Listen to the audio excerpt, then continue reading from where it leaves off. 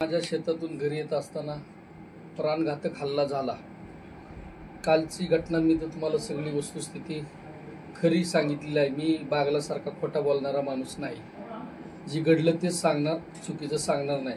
दिशाभूल करायचा धंदा हा बागलाचा खानदानी धंदा आहे। मी काय तसा खोटं सांगणार नाही, सगळं आपल्याला खरं सांगणार। आणि कालही आपण बघितलं असेल की ज्या माणसाला मी ओळखतच नाही अशा माणसाने कॅनलने येताना माझ्या गाडी आडवी लावली आणि थेट उतरून माझ्यावर अटॅक केला। त्याच्या हातात पंच होते, काठी होती, गावठी कट्टा होता।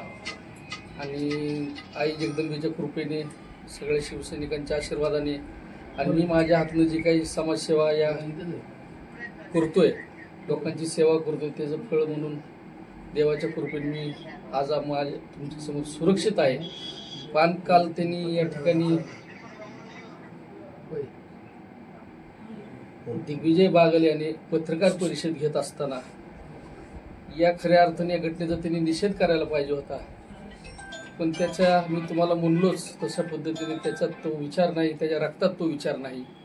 त्यांनी या घटनेचा निषेध करण्याच्या ऐवजी या घटनेला प्रोत्साहन द्यायचं अशा प्रकारचं वक्तव्य त्या पत्रकार परिषदेत केलं। तुम्ही सगळे त्या पत्रकार मित्र त्या परिषदेला होता। बोलताना तो तुम्हीच पत्रकारांनी त्याला प्रश्न विचारला की ह्या घटनेचं तुम्ही समर्थन करता का? तर त्यांनी सांगितलं माझे अनेक फॉलोअर आहेत, माझे अनेक समर्थक, एखाद्याने चूक झाली तर ते त्यात मला कसं बोलता।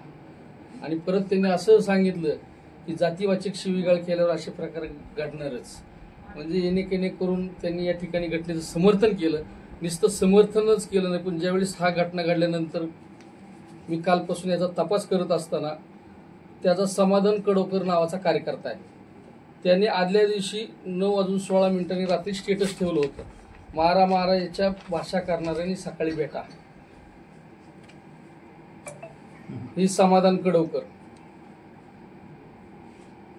माणसाने एकदा निर्णय घेतला तर मर्दासारखं बोलायचं असतं, परत जबान बदलायची नसते। काल ह्याच समाधान कडवकरनी पत्रकारांशी बोलताना सांगितलं की हा स्टेटस मी माझ्या भावकीसाठी ठेवला होता, पण वस्तुस्थितीसाठी ज्यावेळेस त्याच्या अंगलटी कटला ह्या गोष्टी त्यांनी समजली हा प्री प्लॅन दिग्विजय बागलचा होता। त्याला खरा तर राग तर जयवंतराव जगताप साहेबांचा शिवसेनेत प्रवेश घेतल्याचा राग आला। दुसरा राग आला ज्यावेळेस मकाई सहकारी साखर कारखान्याला 10 कोटी रुपये पगारांचे देण्यासाठी शासनाने दिले, हे घामाचा पैसा त्यांनी त्या ठिकाणी लोकांना दिला नाही। आणि त्यातल्या उद्विग्न झाल्याने एक कर्मचाऱ्यांनी पोटतिडकीने प्रतिक्रिया दिली की ह्यांनी जर आमच्या घामाचा पैसा बुडवला तर ह्याला उकंड्यावरचा भात सुद्धा मरताना खायला मिळणार नाही। अशा प्रकारची झाल प्रतिक्रिया त्या कर्मचाऱ्यांनी दिली। आणि वस्तुस्थिती मित्रांनो, शासनाने तुम्हाला 10 कोटी रुपये कर्मचाऱ्यांच्या घामाचे पैसे देण्यासाठी दिलेत आणि ते पैसे तुम्ही तुमच्या प्रपंचाला वापरता। ज्या माणसाने 8-8, 10-10 वर्ष कामगारांनी या ठिकाणी काम केलं त्यांचा तुम्ही रुपया देत नाही, त्यांनी प्रतिक्रिया देणे साहजिक आहे। आणि त्यावेळेस त्याच कर्मचाऱ्यांनी दुसरी प्रतिक्रिया दिली, एवढी भेक लागली असेल तर आमच्या कर्मचाऱ्याच्या पैशाच्या पगारीवर तुझ्या पोरींचे लग्न कर। म्हणजे ही भावना त्यांनी व्यक्त केली, त्यामुळे ते आता वैफल्यग्रस्त झालेले आहेत। आणि त्या राग काढायसाठी त्यांनी ही सुपारी दिलेली। त्याच्या पाठीमागे जर बघितलं अनेक पोस्ट, गणेश डेरे नावाचा त्याचा कार्यकर्ता आहे, तो बी असंच फेसबुकला माझ्या नावाच्या पोस्ट टाकतोय। आता मी कधी फेसबुक बघत नाही, आलं तर काही बातम्या शेअर करतो, मला त्यातलं ज्ञान बी नाही। समाधान कडवकर परत एका पोस्टमध्ये जी पंढरपूरला मारामारी झाली होती, जी भांडणं झाली होती, वादावादी झाली आमची, आणि मी झालीच। आर्याला कार्य म्हणणारा मी कार्यकर्ता दिग्विजय बागल जर घमिंडीत असेल की इतरांना मी जसं मारले तसं महेश चिवटेचा आवाज मी बंद करू शकतो, ही कधीही बंद करू शकणार नाही। त्यांनी आतापर्यंत अशा पद्धतीने प्राध्यापक जयप्रकाश बिले यांच्यावर खोटे गुन्हे दाखल केले, आप्पासाहेब झांजुर्णे यांच्यावर खोटे गुन्हे दाखल केले, महेश डोंगरे सारख्यावर खोटी अॅट्रॉसिटी दाखल केली, संतोष वारेला बायको देखत बाहेर काढून मारलं। अनेक जणांना त्यांनी दादागिरीचं राजकारण या ठिकाणी करमाळा तालुक्यात केलं, पण हे दादागिरीचं राजकारण आता इथून पुढे या ठिकाणी चालणार नाही। आणि त्यांनी परत त्या कमेंटमध्ये कडवकरी कमेंट टाकली, बाप हा बाप होत असतो, खऱ्या बापाचा असला तर बोलल्याप्रमाणे मकाई कारखान्यावर असं नाद केला तर तुझा हट्ट पुरा करणार। हा कोण टाकतोय? समाधान कडवकर डेरे, आणि त्याला टॅग करतोय सतीश नेळ। म्हणजे यांना आम्ही जर मकाईच्या कर्मचाऱ्याची बाजू घेत असेल न्यायिक पद्धतीने, तुम्ही जर त्याच्यासाठी गुंड आमच्या अंगावर पाठवत असताल तर मकाईच्या कर्मचाऱ्यांसाठी मी मार खायला बी तयार आहे आणि वेळ प्रसंगी त्याला मार द्यायला बी तयार आहे, ही भूमिका त्यांनी या ठिकाणी लक्षात ठेवावी. आणि या पुढील काळात सुद्धा जशाच तसं या ठिकाणी उत्तर या ठिकाणी दिलं जाणार आहे. दुसरी गोष्ट, ज्या माणसाला मी ओळखत नाही त्या माणसाकडनं माझ्यावर अटॅक करायचा, टीम गोळा करायची, त्याला चॅलेंज द्यायचं, त्याच्या शर्यती सुद्धा लावायच्या. त्यामुळे मी रितसर फिर्याद दिलेली आहे. मी त्या फिर्यादीत 3 मागण्या केलेल्या आहेत की गेल्या 15-20 दिवसात मी त्यांना, आता मी काही गोष्टी पत्रकारांना सांगणार नाही, मी SP साहेबांना बोललोय, IG साहेबांना बोललोय की ह्यात ते जर त्या माझ्या कंप्लेंटमध्ये सुद्धा लिहिलेलं की ह्यात माझा संशय रश्मी बागल आणि दिग्विजय बागल यांच्यावर आहे. त्यांचे कॉल रेकॉर्ड तपासा, त्यांचे मी काय सांगितले ते पुरावे मी त्यांना एव्हिडन्स देणार आहे. मला नक्की खात्री आहे की त्यांच्यावर या ठिकाणी गुन्हा दाखल होईल. नाही, गुन्हा कालच्या प्रकरणात गुन्हा तर दाखल झालेला आहे. तुमची मागणी नेमकी? आमची मागणी होती की तो कटपुतला आहे. लांडगे हा इशाऱ्यावर नाचणारा प्राणी आहे. त्याच्या मागचा सूत्रधार, जसं बीडचं चाललेलं प्रकरण, माणसं हाताखाली ठेवून काम करायचे आणि त्यांनी आतापर्यंत तीच केलेत. बघा ना तुम्ही, स्वतः दिग्विजय बागल किंवा त्याच्या कुटुंबातला माणूस केस करताना आलाय का समोर? झांजुर्णीवर साहेबांवर केस केली, कुणी केली केस? त्यांनी स्वतः फिर्याद दिली पोलीस स्टेशनला येऊन. जयप्रकाश बिलेंवर केस केली, स्वतः आली फिर्याद द्यायला पुढं. आणि ज्यावेळेस ह्यांच्या फिर्याद अंगलट येतं तेव्हा ही बुटासहित पाया पडतात. ज्यावेळेस आदरणीय इथं PI बोराटे साहेब आणि तत्कालीन DYSP बंडगर साहेबाला खादी वर्दीवर असताना दिग्विजय बागलनी आई बहिणीवर शिव्या दिल्या होत्या, पोलीस ह्याची धिंड काढणार होते, त्यावेळेस त्याची आई बुटासहित जाऊन सगळ्यांच्या पाया पडली. म्हणजे ह्यांच्या अंगात आले की हे लगे पाया पडतात. आणि खरं जर त्यावेळेसच ह्याला शासन दिलं असतं ह्याची मस्ती एवढी वाढली नसती. आमचं काय म्हणणं आहे की तुम्ही विचाराची लढाई विचाराने खेळा, आम्ही करायला तयार आहोत. पण तुम्ही असे गुंड जर अंगावर पाठवत असताल आणि जीवे मारण्याचा प्रयत्न करत असाल, ते जनता तुम्हाला माफ करणार नाही. आणि मी एक ह्या निमित्ताने सांगतो, आज जी मी मार खाल्लाय, ही मकाईच्या कर्मचाऱ्यांसाठी मार खाल्लाय, तिथल्या कामगारांसाठी मार खाल्लाय, तिथल्या सभासदांसाठी मार खाल्लाय, जनतेच्या हितासाठी मार खाल्लाय, करमाळ्यातल्या कामांसाठी मार खाल्लाय. आणि त्यांच्या चुका दाखवतोय मी. जी त्यांच्या चुका दाखवतो त्यांनी चुकीला उत्तर समोर येऊन द्यावं. कुठं 1000-2000 रुपये देऊन माणसं ऍडजस्ट करायचे, मग अंगावर सोडायचे, कुणाला काय पत्रकार परिषद घ्यायला लावायची? तू घ्या ना पत्रकार परिषद. त्याच्यात आर्थिक व्यवहारातून तुमचा हा वाद होता. हा, आर्थिक व्यवहाराचं मी खरं बोलणारा माणूस आहे. माझी ऑडिटेड फर्म आहे, मी दरवर्षी टॅक्स भरतो. त्यावेळेचं सुद्धा माझ्याकडे ऑडिट निघेल.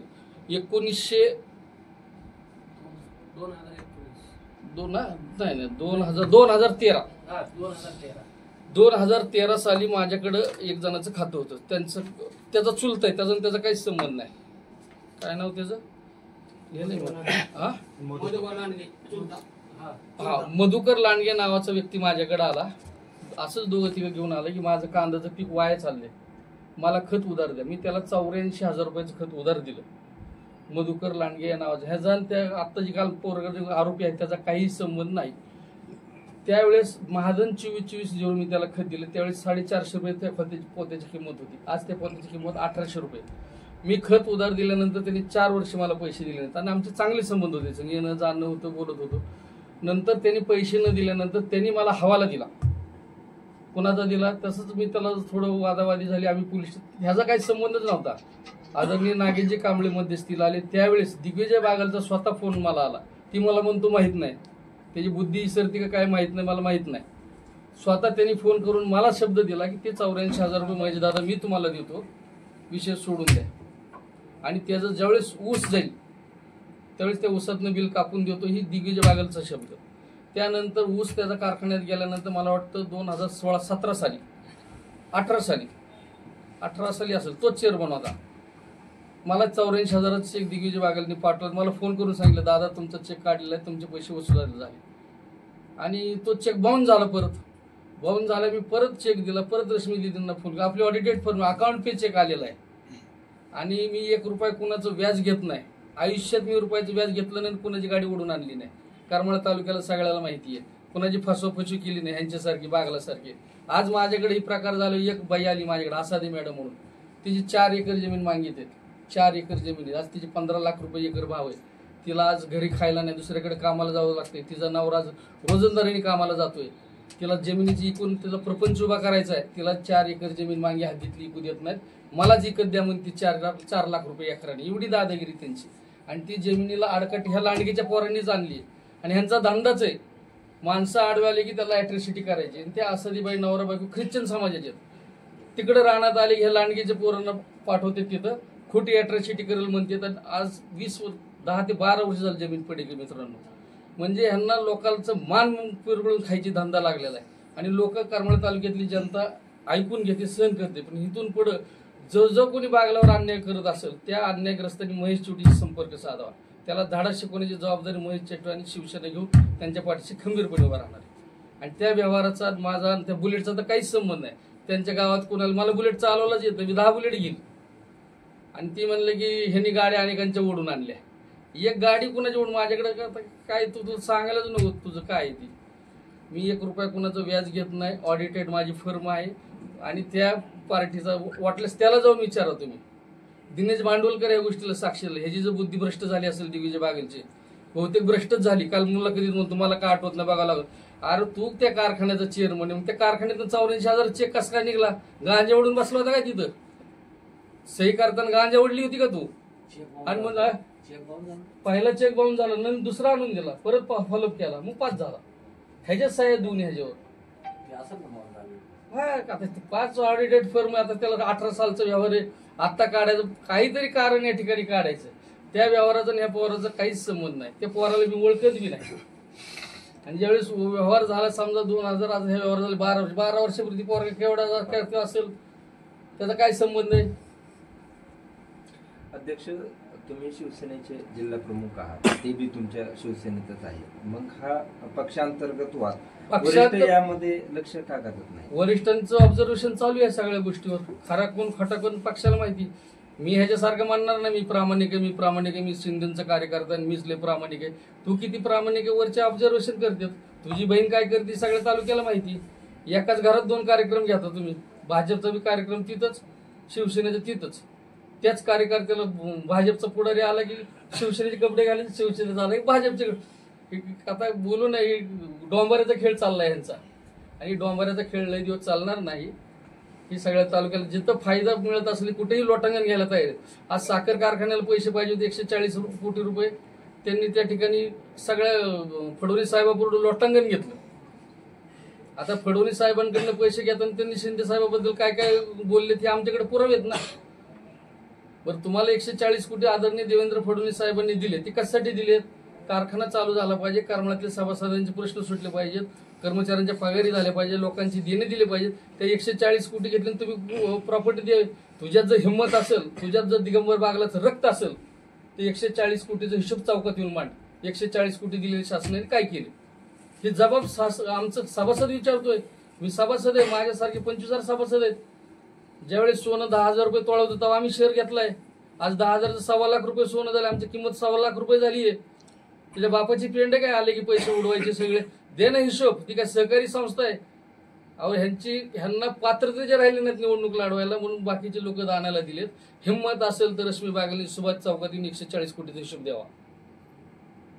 हीच मागणी का? चुकीची मागणी? तुम्ही सांगा पत्रकार म्हणून चुकीची बातमी का, मागणी का? अध्यक्ष, आपण आता ज्या गाडीचा उल्लेख केला त्या संदर्भात जे लांडगेंनी आरोप केलेले आहेत, तर त्या अनुषंगाने जी गाडी होती ती गाडी इरकर म्हणून आपल्याकडे जो कामगार आहे त्यांनी घेतली, त्यांच्याकडे होती असं आरोप आहे. आणि त्या गाडी संदर्भात ज्यावेळेस हा वाद दशरथ अण्णांकडे गेला होता त्यावेळेस अण्णांनी या संदर्भात मध्यस्थी करून ती गाडी परत द्यायला लावली होती. असं त्यांचा तो अंतर्गत गावातला दोघं शेजारी राहतात.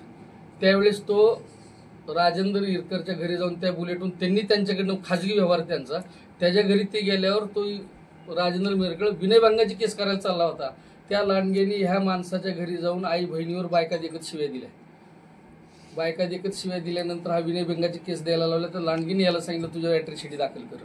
त्यांची बुलेट त्या दोघात व्यवहार झालेला आहे. आमचं काय समज? दुसरं काल जी पत्रकार परिषद झाली त्यामध्ये असंही सांगण्यात आलेलं आहे की जे आताचे आमदार आहेत ते सुद्धा शिंदे साहेबांसोबत होते, त्यावेळेस त्यांना सुद्धा कुठं त्रास दिला गेला किंवा त्यांना सुद्धा त्रास झाल्यामुळं ते तिथून बाहेर आलेले आहेत, परंतु मी इथून निघणार नाही अशा असं कोण प्रकारे म्हणलं? दिग्विजय बागल यांनी सांगितलं. काय म्हणलं? काल दिग्विजय बागल यांनी सांगितलं की काल सुद्धा जे आमदार आहेत नारायणआबा पाटील यांना सुद्धा कुठे त्रास दिला गेला किंवा त्यांचा सुद्धा त्या ठिकाणी राहू शकले नाहीत, जे त्रास होतो त्यामुळे.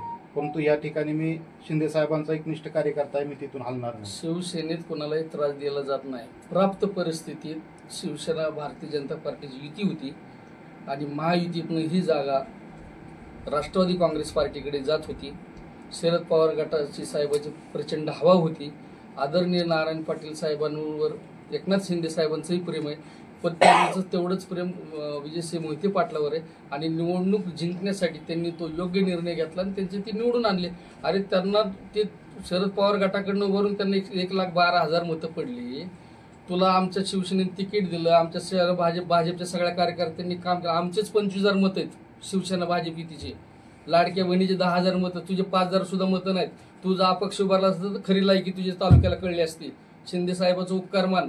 तुझ्यात जे हिंमत असेल तर जिल्हा परिषद पंचायत समिती निवडणुका स्वबळावर लढून दाखव, मग तुझी लायकी तालुक्याला कळ. लोकांची बरोबरी करायला जाऊ नको. नारायणाबा आता फार मोठ्या उंचीवर गेले, त्याच्या आड लढून तुझं काय आहे ती सांग. दुसऱ्याकडे तोंड घालायला कशाला जातो? तुझं काय आहे ती सांग ना. मकाई कारखान्यामधून आपण जे पैसे घेतले त्या संदर्भात नेमकं तिथून आता जे आपण सांगितलं की बाबा ते पैसे आम्हाला चेकद्वारे हो, अकाउंट पे आले. तसे काय आता आपल्याकडे काय पुरावे? दर 3 वर्षाला ऑडिट झाल्यानंतर कागद सगळे डिजिबल होऊन जातात आणि ती काय लय मोठा विषय नाही. ज्याला व्यवहाराची अक्कल आहे ना त्याला कळते, ह्याला अक्कलच नाही. आर्थिक व्यवहार आहे त्यांचं म्हणतो त्यांनी सांगावं ना, ज्या नावावर अकाउंट आहे त्यांनी बोलावं ना. अकाउंट कोणाचं बोलतोय कोण, बाजू घेतोय कोण? मुळात ही जर पोक्त राजकारणी असला असता, पोक्त विचारवंत असला असतं, पहिल्यांदा त्यांनी म्हणलं असतं ह्या घटनेचा मी निषेध करतो. दुश्मन असला तरी अशा पद्धतीचा खुनी हल्ला झाला नाही पाहिजे. राजकारण राजकारणाच्या जागी राहील अशा पद्धतीने स्टेटमेंट केलं पाहिजे होतं. उलट त्यांनी पत्रकार परिषद घेऊन या घटनेचं समर्थन केलं. हे दुर्दैवाची गोष्ट आहे. आणि त्यांनीच ही घटना घडून आणलेली सुपारी देऊन कामकाज केलेलं आहे. तुम्ही आता एक बोलताना आरोप केला की त्यांना खोट्या अट्रॉसिटी करण्यात त्यांचा तो धंदाच आहे. नेमका कोणाचा धंदा आहे? बागलाचा. आता पण असे किती झालेत? तुम्हाला सांगितलं की मागायचे सगळं बिलेसर, महेश डोंगरे, आप्पासाहेब जांजुर्णे,